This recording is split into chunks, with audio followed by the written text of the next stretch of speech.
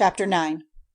Then the Lord said to Moses, "Go into Pharaoh and say to him, 'This is what the Lord, the God of the Hebrews, says.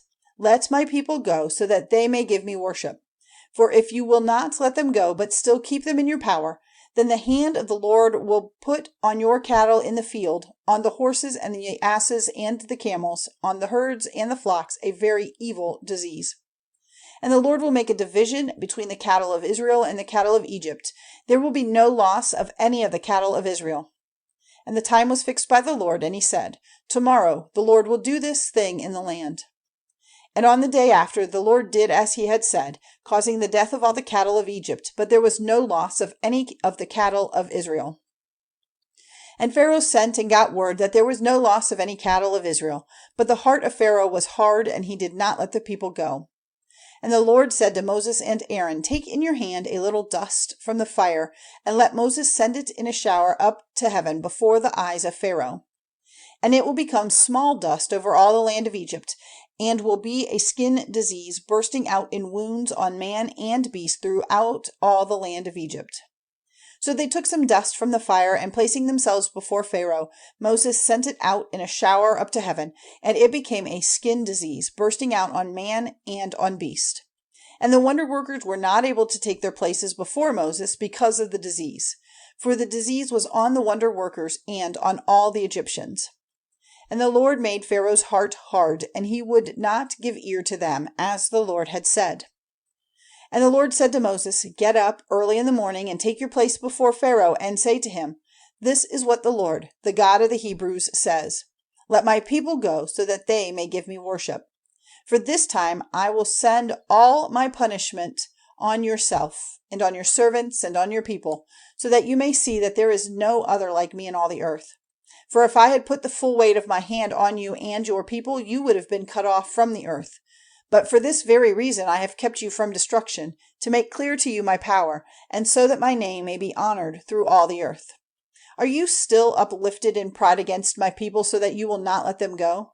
Truly, tomorrow about this time I will send down an ice storm, such as never was in Egypt from its earliest days till now. Then send quickly and get in your cattle and all you have from the fields, for if any man or beast in the field has not been put under cover, the ice storm will come down on them with destruction.' Then everyone among the servants of Pharaoh who had the fear of the Lord made his servants and his cattle come quickly into the house. And he who gave no attention to the word of the Lord kept his servants and his cattle in the field.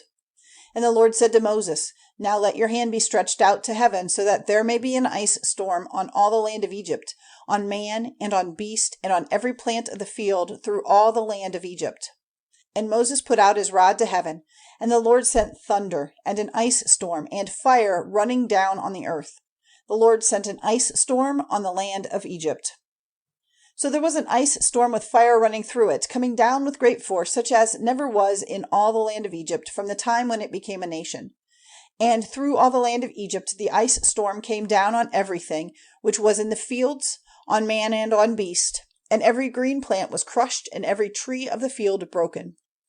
Only in the land of Goshen, where the children of Israel were, there was no ice storm. Then Pharaoh sent for Moses and Aaron and said to them, 'I have done evil this time. The Lord is upright. I and my people are sinners. Make prayer to the Lord, for there has been enough of these thunderings of God and this ice storm. And I will let you go, and will keep you no longer.' And Moses said, 'When I am gone outside the town, my hands will be stretched out to the Lord. The thunders and the ice storm will come to an end, so that you may see that the earth is the Lord's. But as for you and your servants, I am certain that even now the fear of the Lord God will not be in your hearts.' And the flax and the barley were damaged, for the barley was almost ready to be cut, and the flax was in flower.